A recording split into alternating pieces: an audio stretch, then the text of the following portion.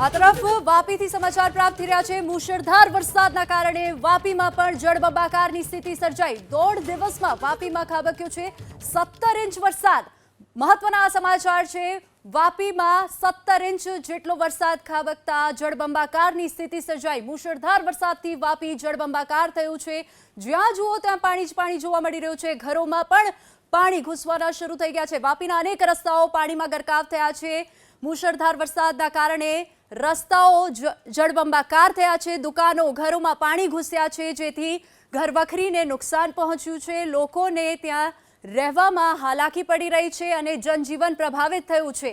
મુશળધાર વરસાદના કારણે વાપીની સ્થિતિ પણ કફોડી બની છે। વાપીમાં જળબંબાકારની સ્થિતિ સર્જાઈ।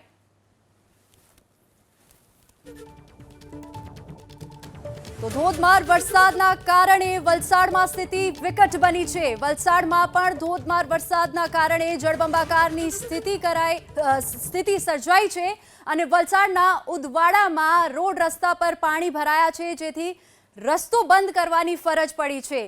મુશળધાર વરસાદના કારણે વલસાડમાં સ્થિતિ વિકટ બનતા રોડ રસ્તા પર જળભરાવની સ્થિતિ સર્જાઈ અને તમામ રસ્તાઓ પાણીમાં ગરકાવ થયા છે। જાણે કે રસ્તા ઉપર નદીઓ વહેતી હોય તેવા દ્રશ્યો સર્જાયા। ઉદવાડાથી બગવાડા જતા રોડ પર પાણી ભરાવાના કારણે રસ્તાને બંધ કરવાની ફરજ પડી છે। પાણી ભરાઈ જતા રોડ બંધ કરાયો છે અને લોકોને ત્યાંથી પસાર થવામાં હાલાકી પડે છે। ક્યાંક ધીમી ધારે વરસાદ જોવા મળી રહ્યો છે, તો ક્યાંક કેટલાક વિસ્તારમાં ધોધમાર વરસાદના કારણે રસ્તા ઉપર જળભરાવની સ્થિતિ સર્જાઈ। વલસાડના ઉદવાડા વિસ્તારમાં જળબંબાકાર જોવા મળી રહ્યું છે।